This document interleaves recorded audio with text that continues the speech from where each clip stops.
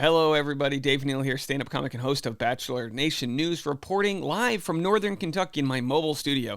This story has been fun to cover. We like to cover stories where people are not understanding how they're coming off and thinking they're in the right, and I'm just having fun, and I'm funny, and I misunderstood. Kate Gallivan blames the edit she has received after getting scorched, torched, and roasted from just about everyone in Bachelor Nation. Do me a favor, follow me on Instagram at DNeals for stand-up show updates. I'm also live on patreon.com/Dave Neal for private behind-the-scenes bonus content. Bachelor Rush Hour for all of your podcast needs. Every afternoon, Bachelor Rush Hour. All right, so let's jump right into it. We posted this story a few days ago. Kate renews unlikability pledge. Logan's response wins. She was like, bet you can't enjoy this vacation in Cabo, and then Logan was like, actually a Costco travel membership will get me there, and he slaps back and he wins. And so this time she actually takes to Twitter to issue a statement. You never want to issue a statement on Twitter when you're not liked. You're just giving a home for everybody to continue to dump all over you. So I'm going to read what she said and Logan's response, and I got to tell you, Logan's response wins again. So stick around to hear what he had to say. Here's what Kate, and before I share what Kate said, just as a reminder, Kate had basically created a class issue where she said Logan's too poor. It wasn't that he doesn't have a job or he's living with his mom. She was saying he can't live up to the standard of life I want to live. Some people are defending Kate here. It's not the idea of wanting the best for yourself and to date within a certain class. It's not the idea. It's saying it out loud. It's not even really knowing truly what Logan has to offer, but just knowing based on material goods, a gym membership and a car, what he could offer. So she said this: I've sat back and been silent and laughed, cried, and cringed with the rest of y'all this season. Okay, so here she is. She's talking about she's cringed at some of the things she said. Sure. So now let's get to the part where she says, I'm deeply sorry for whatever I've said. But I can't stay silent on this. There were so many pivotal moments that weren't included that ultimately led me to make that decision. But I guess that's showbiz, baby. And let me tell you something. Nobody sticks up for her except for a few of her cast members. Nobody. Someone said, you just posted shady stuff about him 3 days ago. So how much is showbiz actually hiding with this sweet, friendly personality? My thought with it all is, as we like to dissect humor or the attempt at humor, is that she's probably a ton of fun, kind of like a Victoria. Queen Victoria thought she was a ton of fun. Queen Victoria was like, oh, I'm just having fun. I'm calling everyone bitches and hoes. My girls back home love this. Maybe they do.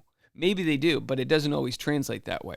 So she probably gets a lot of laughs for being like, sister in Christ, I need a man who does this. And the girl's like, oh yeah, you do need a man who does that. And everyone else who's watching it isn't seeing it as a man who they aren't seeing it that she wants someone who can live up to her standard. They're seeing it as someone who's better than others, and everyone who's watching has dealt with people that feel better than them, right? Unless you're a billionaire, you've always got somebody, a friend who comes from a trust fund or privilege or got a great job that they're just rubbing it in your face, and you're trying so hard. So I feel like that's why the audience has gone so bad. Someone said showbiz.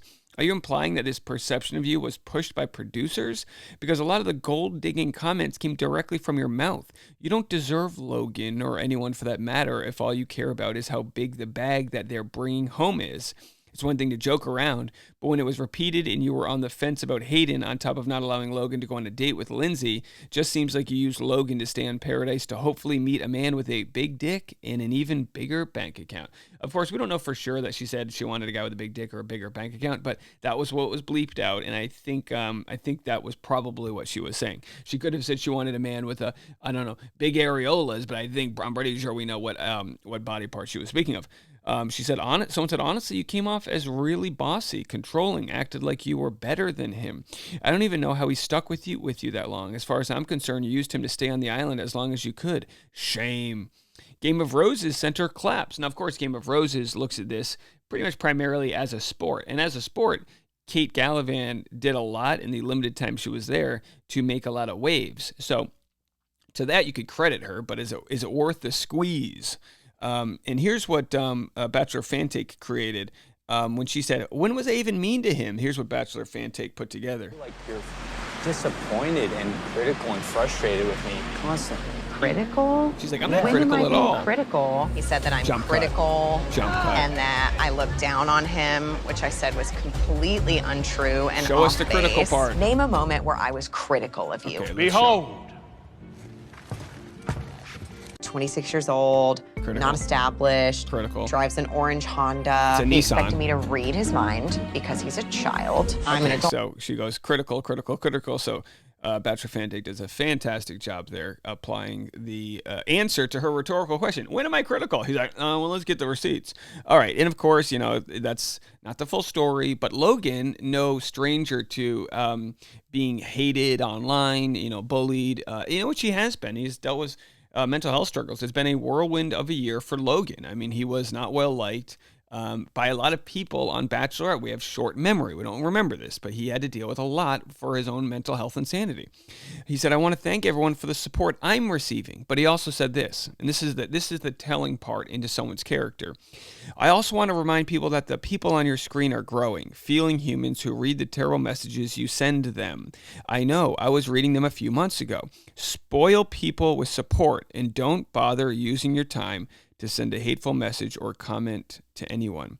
So here's the deal. Logan was dumped by Kate in a similar fashion that Rachel was dumped by Logan. When Rachel was dumped by Logan, what did she do? She was very quiet at first, but then the fear and the anger and everything kicked in, the bitterness, the resentment, all that kicked in.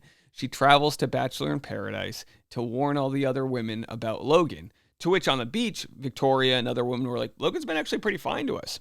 So we've got Rachel's response to getting dumped. You could say in an actual nicer way than Kate. The way Kate dumped Logan was in front of all of their peers, right? She did it in public. Logan dumped Rachel, I believe, right, in a private moment right there. Of course, it was on TV. So my point being is that how we see people deal with adversity, in this case getting dumped, says a lot about their character. That doesn't mean Rachel's a bad person. Talking about Rachel Recchia here. It doesn't mean she's a bad person. It just means she's probably not used to being dumped. And someone like Logan, he's probably used to being dumped, because if you're a guy like Logan who goes on a bunch of dates, you meet people, sometimes it goes well and sometimes it doesn't. I'll tell you what, in my 20s, I was used to being dumped.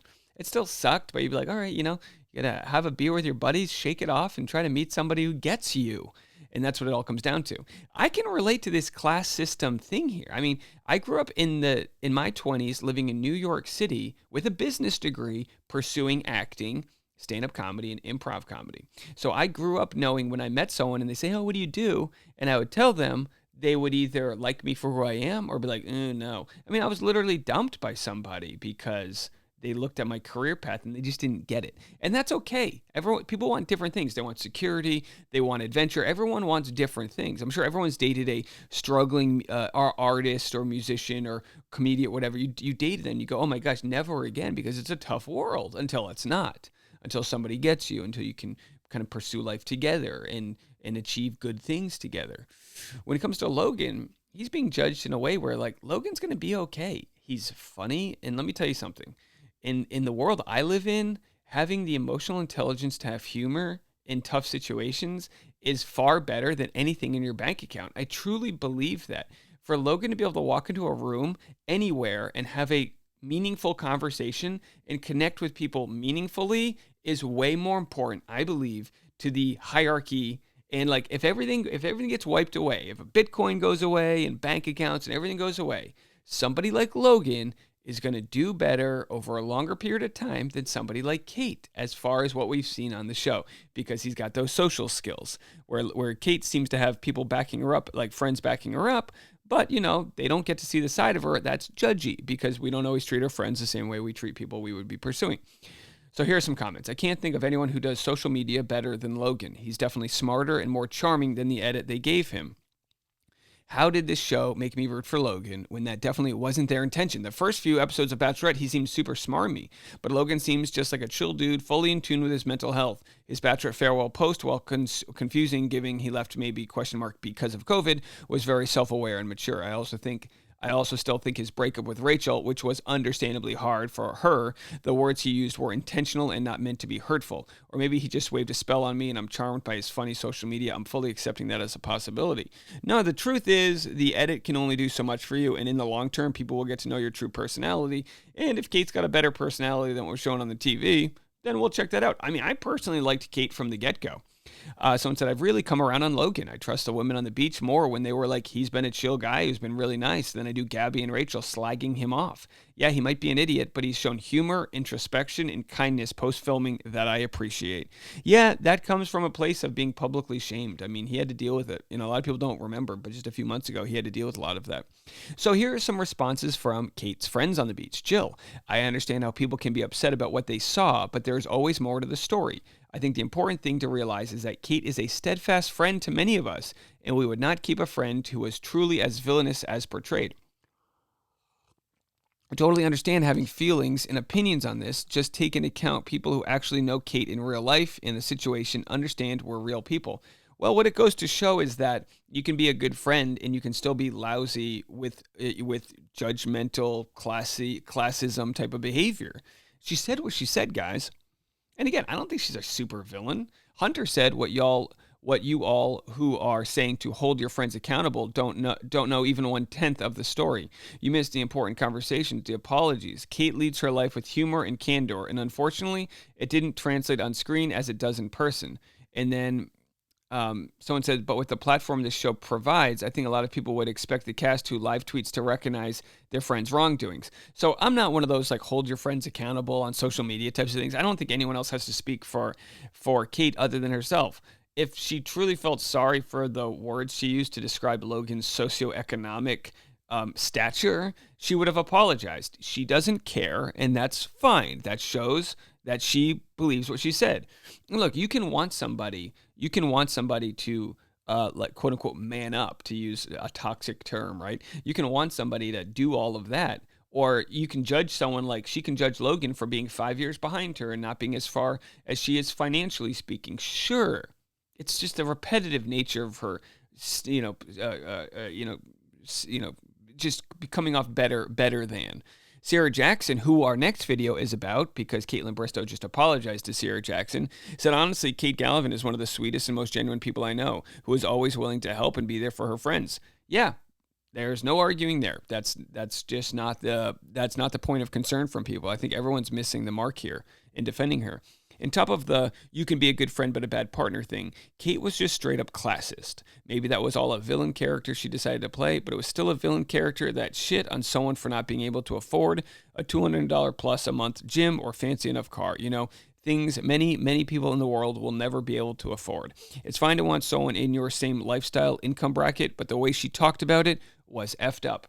There it is. It's fine to want something, but the way you discuss those wants can come off in a much better way. I think if she were to apologize, that's the route she should take, is saying, hey, I hold myself to a high standard and I want someone who's in that same lifestyle, but I understand I came off X, Y, and Z. But hey, that's just PR Dave. What do I know? Lots more content coming your way. Make sure to hit the subscribe button. If you haven't already, guys, I need you on my team for 2023. I need you on there. Double check, make sure you're subscribed, and we'll see you guys for the next video right after this. Bye, everybody.